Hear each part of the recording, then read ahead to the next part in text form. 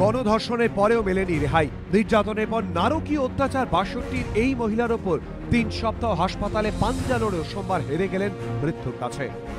বৃদ্ধার বাড়ি উত্তর ২৪ পরগনার সন্দেশখালী থানার কাছে। থানার পাশে হোটেল চালাতেন বৃদ্ধা, সেখান থেকেই থানায় খাবার যেত। ৬ জুলাই রাত ৯টা নাগাদ হোটেল থেকে বাড়ি ফিরছিলেন বৃদ্ধা। রাস্তায় ৪ জনকে মদ্যপান করতে দেখে প্রতিবাদ জানান। এরপরই বাড়ি চলে যান তিনি।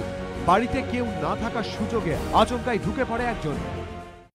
খারাপভাবে আমার মায়ের উপরে অত্যাচার হয়েছে।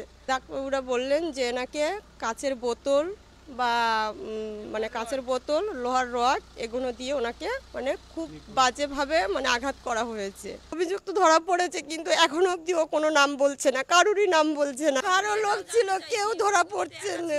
এ বিষয় নিয়ে পুলিশ কোনো কাজ করছে না। আমরা শুধু শাস্তি চাই, আমার মা এখনই শাস্তি চাই আমরা। পরিবারের দাবি, ঝোপের মধ্যে বৃদ্ধাকে ফেলে রেখে চম্পট দেয় অভিযুক্তরা। পরদিন সকালে অচেতন অবস্থায় তাকে পড়ে থাকতে দেখেন স্থানীয় বাসিন্দারা। সন্দেশখালী খুলনা হাসপাতালে নিয়ে যাওয়া হয় বৃদ্ধাকে, কিন্তু অবস্থা আশঙ্কাজনক হওয়ায় সেখান থেকে ন্যাশনাল মেডিকেল কলেজ হাসপাতালে রেফার করা হয়। এতদিন জমে মানুষের টানাটানি চলছিল। সোমবার সকাল 10টা নাগাদ মৃত্যু হয় নির্যাতিতার। 8ই জুলাই অন্যতম অভিযুক্ত রাজ্যেশ্বর মাইতি ওরফে ভোলাকে গ্রেফতার করে পুলিশ। ধৃত ব্যক্তি সন্দেশখালীর 7 নম্বর পাত্রপাড়ার বাসিন্দা। পরিবারের দাবি, তাকে চিনতে পেরেছিলেন বৃদ্ধা। পরিজনদের দাবি, তদন্ত নিয়ে প্রথম থেকে উদাসীন পুলিশ। আজকে 23-24 দিনের মাথায় আমার মা আজকে মারা গেল। তারপরে থানা থেকে কোনো সহযোগিতা পায়নি, যে দেখতে আসা যাওয়া কোনো রকম কোনো খোঁজ খবর নেই। তার কাছ থেকে থানা কোনো স্টেপ নেয়নি। যে একজন যখন ধরা পড়েছে, বারবার সারা লোকেই বলছে, হসপিটালের ডাক্তাররাও বলছে যে এটা একজনের কাজ নয়।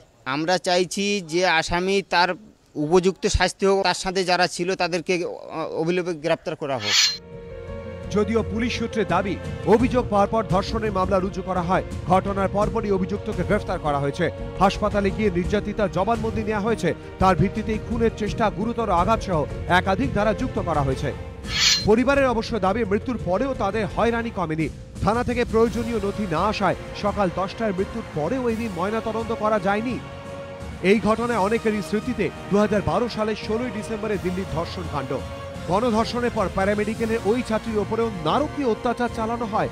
এই ঘটনা নাড়িয়ে দিয়েছিল গোটা দেশকে। এবার সন্দেশখালী। সত্যজিৎ বৈদ্য, সমীরণ পাল, এবিপি আনন্দ।